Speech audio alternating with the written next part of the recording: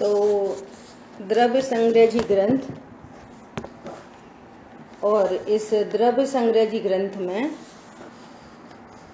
आचार्य देव कह रहे हैं कि जिनेंद्र भगवान ने जीव और अजीव के स्वरूप को बताया है। क्यों बताया है? कि जिससे हमको भेद विज्ञान हो और हम सच्चे सुख की प्राप्ति करें, अविनाशी सुख की प्राप्ति करें, परमानेंट सुख की प्राप्ति करें और हमारे सर्व दुख का नाश हो। इसलिए जिनेंद्र भगवान ने जीव अजीव के स्वरूप को बताया।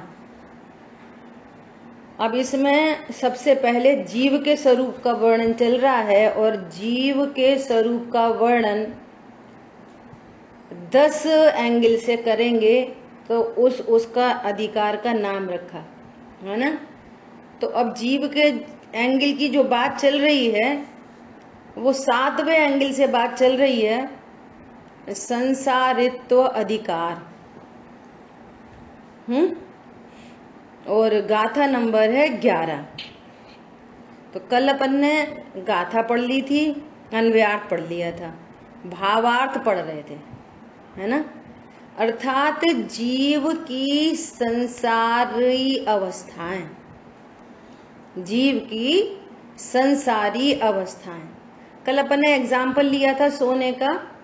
जैसे सोना खदान में है तो खदान में वो अन्य अन्य मेटल के साथ संयोग रूप है।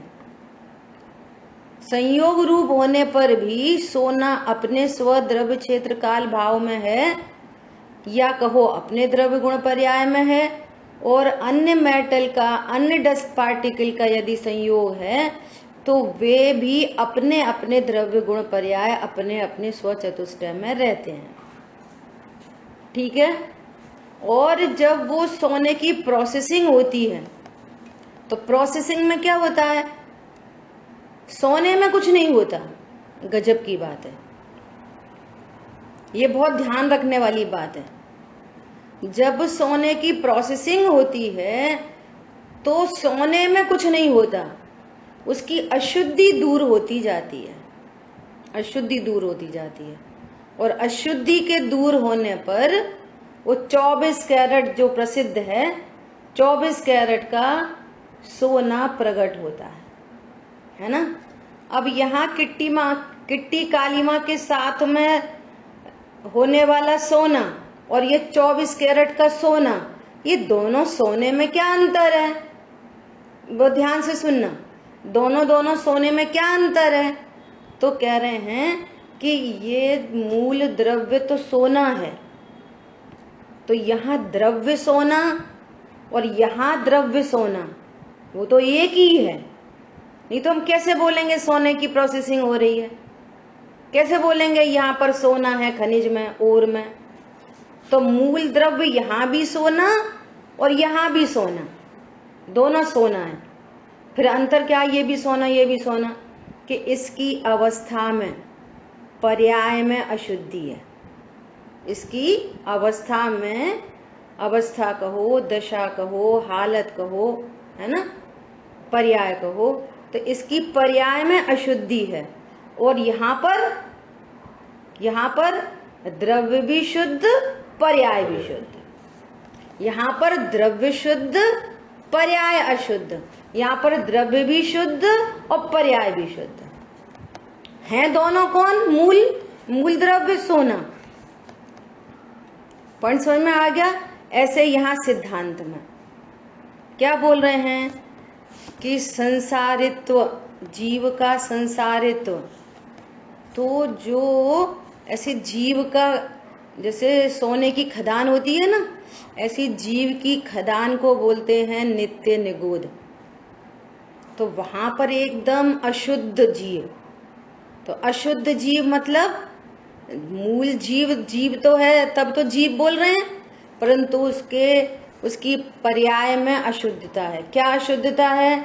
उसका ज्ञान अशुद्ध है, उसकी श्रद्धा अशुद्ध है, उसका चारित्र अशुद्ध है।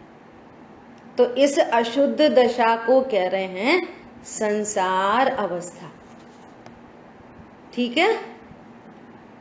और अब वो एक इंद्री में आया। तो कल चर्चा कर ली थी कि जब अज्ञान मोह राग द्वेष की अवस्थाएं हैं तो फिर कर्म का बंधन है, कर्म का बंधन है तो फिर शरीर का संयोग है। तो ऐसा संयोग चलता रहता है। जीव में क्या हो रहा है? अज्ञान मोह राग द्वेष, है ना। तो इन अज्ञान मोह राग द्वेष से कर्म बंध रहे हैं अकॉर्डिंगली, और फिर जैसे कर्म बंधे अकॉर्डिंगली फिर वो शरीर मिलता है, संयोग में प्राप्त होता है। तो जीव ऐसा अनादि से अज्ञान मोह राग द्वेष, मूल द्रव्य जीव तो शुद्ध है, लेकिन वो ज्ञान कह रहा है मैं शरीर वाला हूं। अज्ञान मोह राग द्वेष, उससे कर्म का बंधन, कर्म का बंधन तो शरीर। जब तक कर्म का बंधन है तब तक शरीर की प्राप्ति होती रहती है।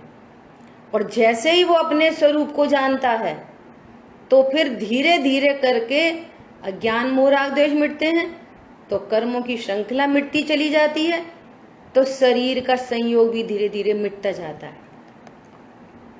ठीक है, इतनी बात हुई क्लियर। और फिर संपूर्ण कर्मों का अभाव होने पर वो देह का भी अनंत काल के लिए अभाव हो जाता है, तो उसको कहते हैं सिद्ध दशा। ठीक है, क्लियर। अब देखो अपन भावार्थ पढ़ते हैं। जीवों की दो अवस्थाएं हैं। कौन सी दो अवस्थाएं हैं? सिद्ध और संसारी। सिद्ध अवस्था मतलब 24 कैरेट का सोना। सिद्ध अवस्था मतलब द्रव्य भी शुद्ध और पर्याय भी शुद्ध। सिद्ध अवस्था मतलब, कौन बोलेगा? सिद्ध अवस्था मतलब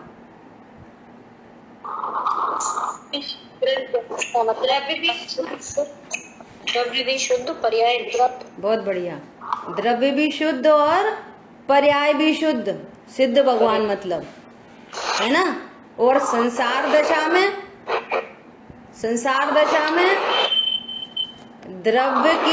द्रव्य शुद्ध है संसार दशा में, और पर्याय में अशुद्धता है। हाँ, पर्याय में अशुद्धता है ना।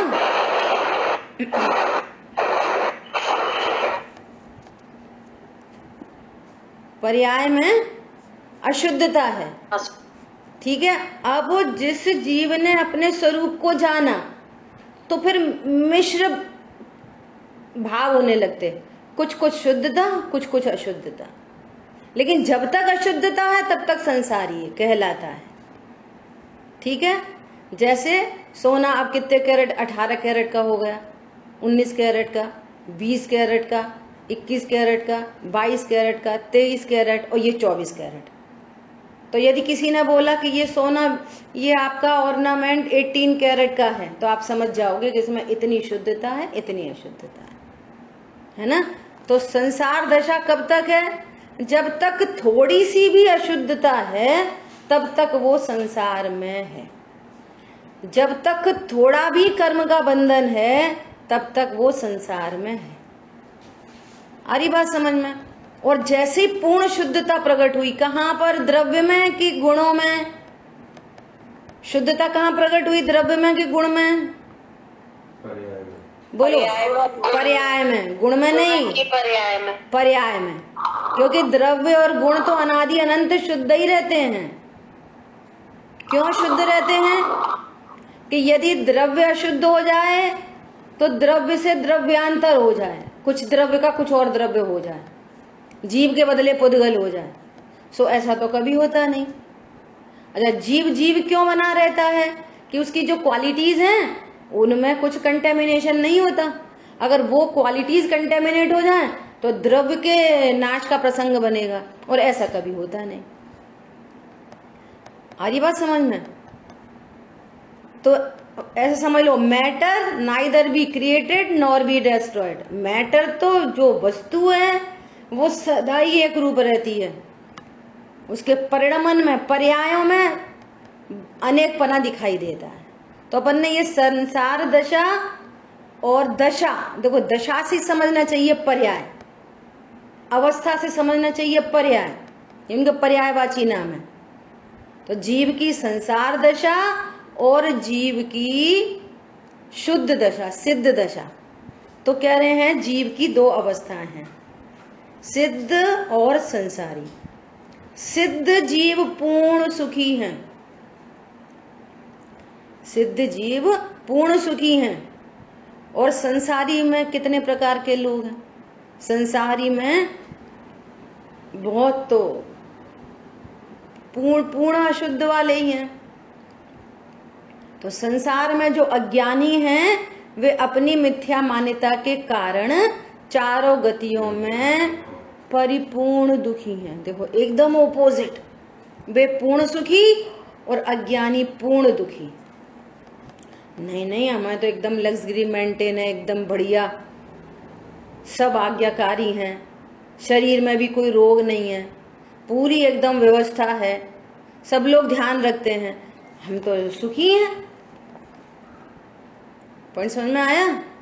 तो क्या बोल रहे हैं कि भैया ये सुख नहीं है, ये कम दुख है, कम दुख। ये सुख नहीं है, ये कम दुख है, और ये तूफान से पहले की शांति है। अभी कर्म रेखा बदले, हाँ, अभी कर्म रेखा बदले तो अभी पता नहीं कैसा क्या का क्या हो जाए। अभी शरीर में जरा सा भी कुछ चेंजेस आ जाएं तो उसका लक्ष्य करके अभी दुख, संयोग आगे पीछे हो जाए थोड़े से तो दुख, कषाय तीव्र हो जाए तो दुख। तो ये परमानेंसी नहीं है इसकी, ये तो संयोग अपेक्षा आपको भ्रम है, ये महामिथ्या तो है, ये भ्रम की लाइफ है। ये भ्रम से लग रहा है कि हम सुखी हैं। संयोग का लक्ष्य करके सुख, ये भ्रम जनित सुख है, एग्जैक्टली तो वो दुख है ना। एग्जाम्पल दिया था, राजा है और शराब पी रखी है और नाली में पड़ा है, तो शराब के नशे में ही कोई बोल सकता है कि नाली में मुझे मजा आ रहा है। ऐसे ही कोई मोह महामद पियो अनादि, ये मिथ्यात्व के कारण ही कोई बोल सकता है कि स्वरूप को जाने बिना मैं इन सब व्यवस्थाओं से सुखी हूं। आ रही बात समझ में? तो क्या कह रहे हैं, वे पर पदार्थ में इष्ट अनिष्ट बुद्धि करते हैं। उनको इष्ट बुद्धि हो रही है पर पदार्थ में, तो कह रहे हैं हम सुखी हैं। और अभी पर पदार्थ में अनिष्ट बुद्धि हो जाएगी, बुद्धि, पदार्थ इष्ट अनिष्ट नहीं है, बुद्धि है इष्ट अनिष्ट। गाड़ी इष्ट है कि अनिष्ट है? बोले 40 लाख की गाड़ी खरीदी, इष्ट है कि अनिष्ट है? नहीं, वो तो पुद्गल का परिणामन है, अनंत पुद्गल परमाणुओं का स्कंद है, पर पुद्गल की पर्याय है जिसको हम लोग व्यवहार से गाड़ी बोलते हैं। तो वो इष्ट है कि अनिष्ट है? अब उसका लक्ष्य करके अपने को सुखी मानता है, और कोई उसी का लक्ष्य करके दुखी भी होता है। फालतू में इतने पैसे बर्बाद कर दिए, जा नहीं तो था, 4 पहिया की तो गाड़ी होती है, वही थी, अब उसका लक्ष्य करके कोई दुखी हो रहा। और बाई चांस उसमें कुछ स्क्रैच पड़ जाए, किसी ने कुछ करा है ना, या कुछ एक्सीडेंट हो जाए, तो फिर बहुत उसका ही लक्ष्य करके और दुखी है। अब ये पता नहीं है कि ये पुद्गल का परिणामन है, अपने अधीन नहीं है। वो तो कह रहा है गाड़ी मेरी है और अच्छी है, और उसका परिणामन तो पुद्गल के अधीन है, मेरे अधीन नहीं है, और ये अकेला परिणामन मात्र है, तो उस परिणामन को वो अनिष्ट समझता है। तो ऐसे अनेक प्रसंग बन रहे हैं दुखी होने के, अनेक प्रसंग।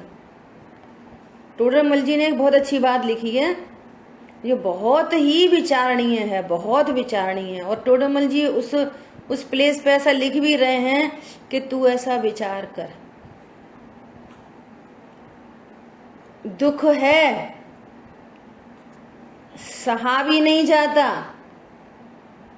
और जो उपाय कर रहा है उन उपायों से काम भी नहीं बन रहा, तो भी सत्य उपाय बताया जाए तो उसका अनुकरण नहीं करता। पॉइंट समझ में आ रहा है? दुख है और सहा नहीं जा रहा, फिर अपने मन से कुछ भी उपाय भी मिथ्या ही हो रहे हैं, फिर again try, again try, again try, again try, है परलक्षी कुल मिला के, है ना, अगेन ट्राई। और फिर वो ट्राई पूरी नहीं होती तो भी अगेन ट्राई। और फिर कोई सुखी होने का यहाँ उपदेश दे, अरे तुम्हें अपनी पड़ी है, हमें तो ऐसे फुर्सत नहीं है, हमें तो ऐसा नहीं है, हमें तो ऐसा नहीं है। उसको क्या समझ में आता है कि जो यदि आपसे कोई कह रहा है कि भैया स्वाध्याय करो, इधर से ला, तो वो समझता है ये कुछ अपना काम करा रहे हैं। तो उन्होंने लिखा है इसके अभाग्य की महिमा, तो किसकी महिमा?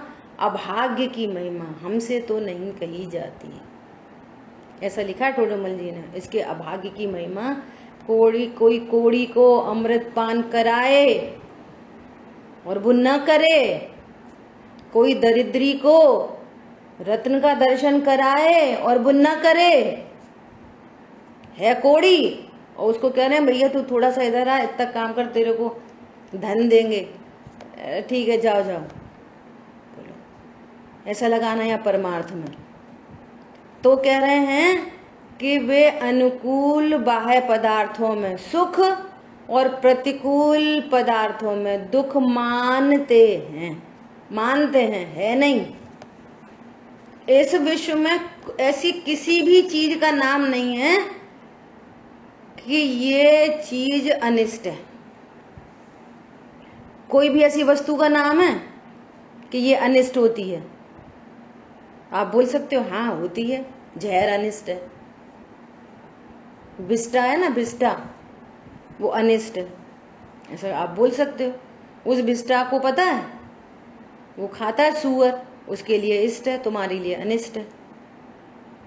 आपकी जो मान्यता, अब सोचो जो मरना चाहता है उसके लिए क्या है? जहर, उसके लिए इष्ट है। ऐसे इसका मतलब ये है कि विश्व में कोई वस्तु इष्ट अनिष्ट नहीं होती, ठीक है, ऐसा निर्णय करना चाहिए। ये हमारी मान्यता है, हमारा देखने का एंगल है, जो हम कह रहे हैं कि ये इष्ट है। और वो इष्ट किस सापेक्ष है? शरीर सापेक्ष। ये इष्ट अनिष्ट की कल्पनाएं कहाँ से उत्पन्न होती हैं? शरीर को इष्ट सो मेरे लिए इष्ट, शरीर को अनिष्ट सो मेरे लिए अनिष्ट, और जबकि मैं शरीर हूं नहीं। कोई वस्तु शरीर के लिए इष्ट है तो मेरे लिए क्या इष्ट होगी? मैं तो ज्ञान स्वरूप ही हूं, मैं देह नहीं। शरीर के लिए इष्ट मतलब शरीर लंबे टाइम तक रहे तो मैं जिंदा रहूंगा, और शरीर में कुछ गड़बड़ हो गई तो मैं मर जाऊंगा। और है उल्टा कि मेरे संयोग से शरीर को जिंदा कहते हैं और मेरा संयोग शरीर को नहीं रहेगा तो कहेंगे कि ये मर गया, डेड बॉडी है ये। पॉइंट समझ में आ रहा है? इसलिए ये कह रहे हैं कि वे अनुकूल बाह्य पदार्थों में सुख, प्रतिकूल पदार्थों में दुख मानते हैं, और इसलिए इंद्रिय सुख व पर पदार्थ में दुख होते हुए भी उसे प्राप्त करने के लिए प्रयत्न करते हैं। देखो कितनी गजब की बात कर रहे हैं। क्या बोल रहे हैं कि वे, और इसलिए इंद्रिय सुख व पर पदार्थ में दुख होते हुए भी, पैसा कमाना कोई हंसी खेल है? गर्मी में, सर्दी में, धूप में, बरसात में दुखी होते हुए भी उसे प्राप्त करते हैं और दुखी होते हैं, अगेन दुखी होते हैं, परंतु फिर उसी को ही ट्राई करते हैं। बोलो कैसी गजब बात है। अब ऐसा लगेगा तो फिर कमाए नहीं क्या, खाए नहीं क्या, कमाना तो पड़ेगा ही, रोटी तो बनानी पड़ेगी, है ना। यहाँ तो कह रहे हैं भैया आप नहीं करते, वो होते हुए विश्व के परिणमन है, वो स्व संचालित विश्व व्यवस्था है। क्या है? कोई पैसा नहीं कमाता और किसी को पैसा कमाने से नहीं आता, कोई रोटी नहीं बनाता, रोटी बनाने से रोटी बनती नहीं है, वो जैसा जैसा उदय की व्यवस्था है, वैसी वैसी देह की क्रिया, वैसे वैसे संयोग बन रहे हैं, वैसे वैसे भाव हो रहे हैं। मैं तो यहाँ पर ज्ञाता दृष्टा द्रव्य विराजमान हूँ, और इस जीव ने बस यही नहीं जाना कि मैं ज्ञाता द्रव्य, इसलिए 4 गति हो रही है। कल बोला था कि मैं शरीर हूँ, ऐसे मिथ्या निर्णय से शरीर मिलता है, और फिर जैसे राग देश होते हैं तीव्र मंद, तो उस राग देश के अकॉर्डिंग वैसा शरीर मिलता है। 1 इंद्री, 2 इंद्री, 3 इंद्री, 4 इंद्री, 5 इंद्री। समझ आ गई बात? तो वे आफ्टर ऑल दुखी ही होते हैं।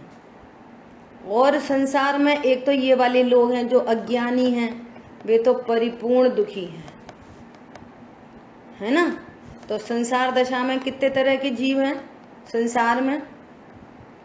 एक तो सिद्ध भगवान है, मूल में 2 भेद कर रहे हैं। एक सिद्ध जो पूर्ण सुखी आत्मा है, जिनकी पर्याय में पूर्ण शुद्धता प्रकट हो गई। और संसार में 3 तरह के। एक तो बिल्कुल ही अज्ञानी मोही रागी द्वेषी, जो स्वरूप को नहीं जानते, ये बहुत दुखी हैं, और ये 4 गतियों में भ्रमण करते ही रहते हैं। दूसरे वो हैं जो स्वरूप को समझ लिया, जिन्होंने भेद विज्ञान कर लिया। तो भेद विज्ञान होते से ही फर्स्ट अटेम्प्ट में मिथ्यात्व और अनंतानुबंधी की अशुद्धि दूर हो जाती है।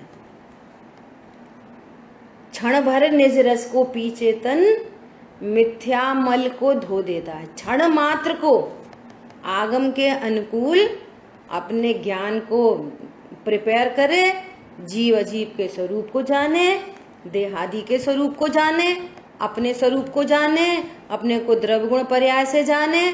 पर्याय तरह तरह की उत्पन्न हो रही हैं, पर तरह तरह की पर्याय उत्पन्न होने पर भी मैं सदा एक रूप रहने वाला भगवान आत्मा हूँ। जो ऐसा भेद विज्ञान पूर्वक निर्णय करते हैं, उनको क्या कहते हैं? साधक जीव। ये शब्द पहले भी आया था, साधक जीव आया था, साधक जीव आया था कि वो कर्ता भोक्ता में आया था। जो अज्ञानी जीव हैं, उनकी पर्याय में दुख उत्पन्न होता है, तो वे दुख को भोगते हैं। और जो साधक जीव हैं, साधक जीव मतलब भेद विज्ञानी जीव, जो साधक जीव हैं, उनकी पर्याय में अतीन्द्रिय आनंद प्रकट होता है, तो वे अतीन्द्रिय आनंद को भोगते हैं, सुख को भोगते हैं, रियल सुख को भोगते हैं। परलक्षी सुख नहीं, स्व के लक्ष्य से होने वाले सुख को भोगते हैं। तो वे साधक क्यों बोल रहे हैं इनको? कि अभी इनकी जर्नी स्टार्ट हुई है, पूर्ण नहीं हुई, तो ये साधक जीव कहलाते हैं। तो कौन कौन से साधक जीव? 4थे गुण स्थान वर्ती, 5वें गुण स्थान वर्ती, और 6वें 7वें गुण स्थान वर्ती, और कहो 12वें गुण स्थान तक, ये साधक जीव कहलाते हैं। ठीक है। और तीसरे कौन है संसार में ही रहने वाले? अरहंत भगवान। वो चौथे से 12वें गुण स्थान तक सब, क्योंकि थोड़ा स्टार्टिंग हो गई, शुद्धता प्रकट होना शुरू हो गया। 4थे गुण स्थान में थोड़ी शुद्धता प्रोसेसिंग शुरू हो गई, है ना। अब वो सोने की प्रोसेसिंग शुरू हो गई। तो अपन कह रहे हैं ना, 18 कैरेट, 19 कैरेट, 20 कैरेट, 22 कैरेट, ये सब ये साधक अवस्था हो गई। 24 कैरेट होएगा तब हम कहेंगे पूर्ण शुद्ध सोना। ऐसी पूर्ण शुद्धता प्रकट होगी तो हम कहेंगे सिद्ध भगवान, सिद्ध जीव।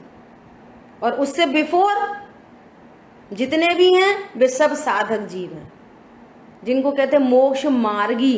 ये मोक्ष मार्ग पर चल रहे हैं।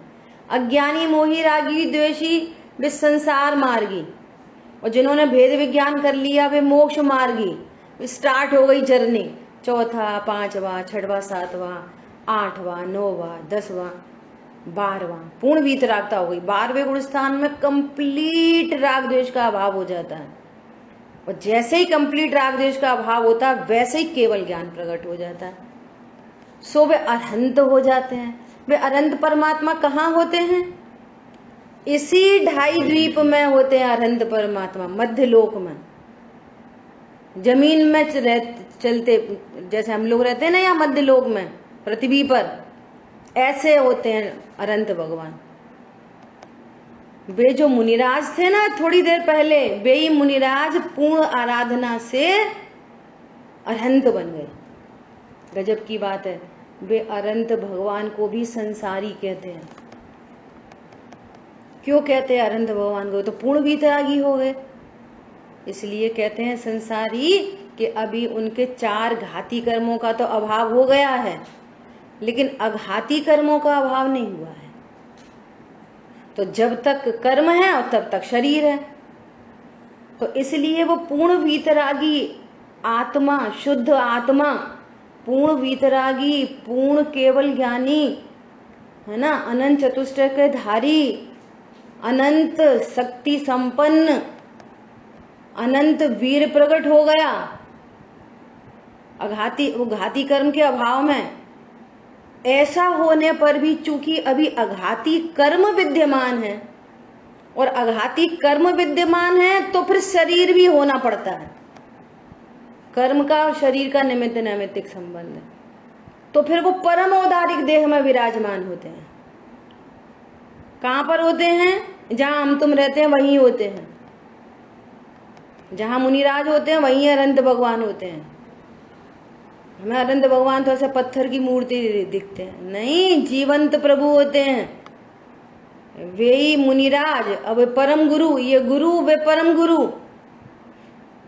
अभी मुनि दशा में थे, और मुनि दशा में ही इसी शुद्धात्मा का आश्रय कंटिन्यू जानते ही रहे अंतर मुहूर्त के लिए। ओहो जय जय नाथ परम गुरु हुए। वो जमीन से 500 धनुष ऊपर अंतरिक्ष में विराजमान हो जाते हैं, और देवों के द्वारा अनेक अतिशय होते हैं। कमलासन पर कमल का आसन बन जाता है, और उस कमल को भी नहीं छूते, उससे भी ऊपर अंतरिक्ष में ही विराजमान होते हैं।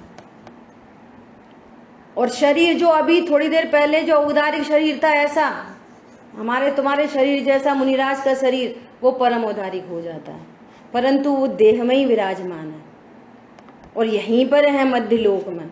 इसलिए उनको क्या बोलते हैं? वे भी संसारी कहलाते हैं। और सिद्ध भगवान को कहते हैं सिद्ध जीव, मुक्त जीव। वे परमानेंट मुक्त हो गए। हालांकि ये अरहंत भगवान भी अल्पकाल में सिद्ध होने वाले हैं, लेकिन जब तक अरहंत दशा में हैं, ये समझ लो दोनों में कितना अंतर है कि ये 23 कैरेट, 23 भी मत कहो, 23 पॉइंट, ये समझ लो 99999, ऐसा समझ लो, 0.0001 की अशुद्धि रह गई है बस, लेकिन रह गई है ना, तो संसारी कहलाते हैं। और फिर जब वो अघाती कर्म का भी नाश हो जाएगा, तो वो सिद्ध, वो यहाँ से क्षण मात्र में, यहाँ से मध्य लोक से 7 राजू गमन करते हुए सिद्ध क्षेत्र में जाके विराजमान हो जाते हैं अनंत काल के लिए। वे अब शुद्ध हो गए, अब उनमें कभी कोई अशुद्धता नहीं होगी। मूल अशुद्धता राग द्वेष नहीं होंगे तो कर्म नहीं बनेंगे, कर्म नहीं बनेंगे तो शरीर नहीं मिलेगा, और शरीर नहीं मिलेगा तो सिद्ध दशा से नीचे कभी नहीं आएंगे, अनंत काल के लिए पूर्ण सुखी हो गए। पॉइंट समझ में आ रहा है? अब देखो यहाँ मूल जीव और अज्ञान मोह राग द्वेष 3 पर्याय। फिर भेद विज्ञान किया, तो मूल जीव तो वही का वही है, सोना तो वही का वही है, पर्यायों में शुद्धता प्रकट हो गई। सम्यक दर्शन, सम्यक ज्ञान, सम्यक चारित्र। अब सम्यक दर्शन सम्यक ज्ञान तो वही है, कंप्लीटेड। अब चारित्र में वृद्धि होती जा रही है, और वीतरागता, फिर स्वभाव के आश्रय से और वीतरागता, फिर स्वभाव के आश्रय से और वीतरागता, है ना। ये साधक जीव मोक्ष मार्ग में चल रहा है, और वीतरागता, और होते होते पूर्ण वीतरागता, और पूर्ण वीतरागता होते से ये जो सम्यक ज्ञान था ये केवल ज्ञान हो गया, ये जो सम्यक दर्शन था ये छायक श्रद्धा हो गई, है ना, और ये पूर्ण वीतरागता हो गई, अनंत चतुष्टय के धारी हो गए वे अनंत भगवान। लेकिन तो भी क्या कहला रहे हैं? संसारी। सो यहाँ पे तीनों बात लिखी है। एक तो संसार में कौन रहते हैं? संसार में जो अज्ञानी हैं वे अपनी मिथ्या मान्यता के कारण चारों गतियों में परिपूर्ण दुखी हैं। साधक जीव अपनी शुद्धता के अनुसार सुखी हैं। जिसको एक कषाय चौकड़ी का अभाव हुआ है वे उतने सुखी, जिनको 2 कषाय चौकड़ी का अभाव हो गया वे थोड़े अधिक दुखी, जिनको सुखी जिनको 3 कषाय का अभाव हो गया वे और सुखी, अकॉर्डिंग टू शुद्धता। समझ में आ रही है? ये 3 कषाय 4 कषाय चौकड़ी समझ में आ रही है? क्या है ये? कषाय कितनी प्रकार की होती हैं? बोलो। 4 प्रकार। अनंतानुबंधी क्रोध मान माया लोभ, तो उसको कह रहे हैं एक कषाय चौकड़ी। अनंतानुबंधी क्रोध मान माया लोभ। अप्रत्याख्यान क्रोध मान माया लोभ, तो 2 कषाय चौकड़ी। चौकड़ी मतलब